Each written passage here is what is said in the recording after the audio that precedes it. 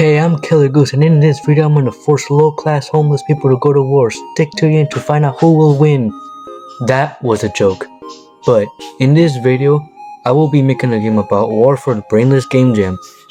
Now, if you don't know who Brainless is, he is a YouTuber that also does game development, and he recently hosted a game jam for his 1-year anniversary. So, since it's my first game jam, I decided to join it. The theme revealed in the video was little guys. So I went to a word to write down my ideas, just like I'm writing this script. And I got the idea of little guys going to war. And I thought that was a perfect idea. So I went straight into A-Sprite to make a little soldier. My NPCs have many jobs, just like Johnny Sins, but this one will be a soldier. I thought it looked nice, so I made animations like an idle, walking, and getting hurt. Because without animations, this whole thing would just be useless. So, I went to Godot.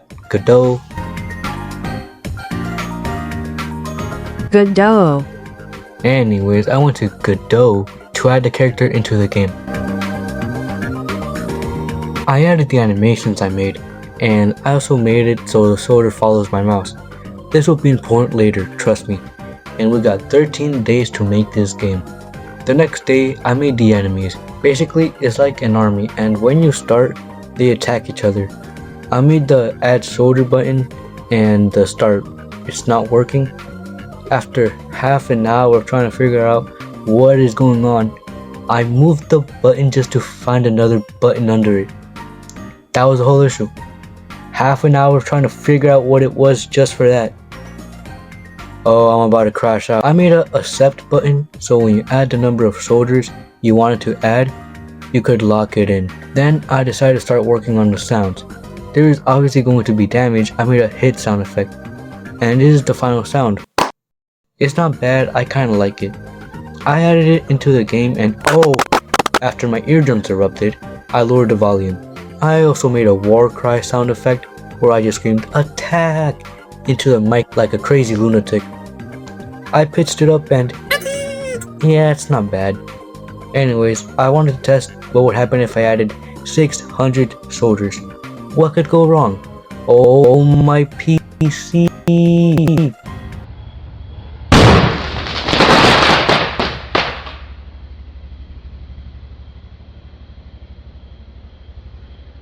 Anyway, I made the buttons look visually nice.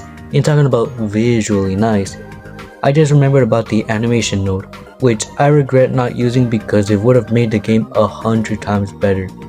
But whatever, I might use it in another game. I made so if you press accept, the buttons turn gray except for the start button.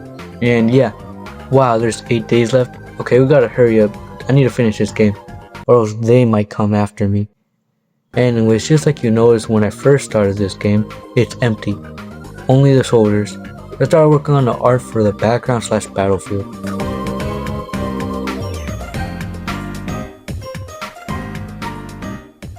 Anyway, I started placing the edge pieces manually like a crazy person because I don't know how to do it non-manually. And since you can still see the void, I made a big square covering it. But that crashed my game, so I later replaced it with blue water texture. Then I made music for the game. I decided to use BandLab since I'm more used to it, and I can't make music, so I used the samples they gave me and added it into the game. But wait, the game just immediately starts. So I made a little main menu so I could actually see the title and stuff, because all games have main menus. And done, this is the main menu. Not the best, but whatever. I added post-processing, and if you don't know what that word means, don't worry, I don't either. It's just to make the game look more pretty. I made a restart button because currently when you die or win, there's no way to restart the actual game, so it just gets stuck. And this is a way to actually restart. Now the final step was exporting. Finally, damn. Well, I finished the game and I'm glad I don't have to work on this anymore. And well, yeah, the game's finished, so here's the final gameplay.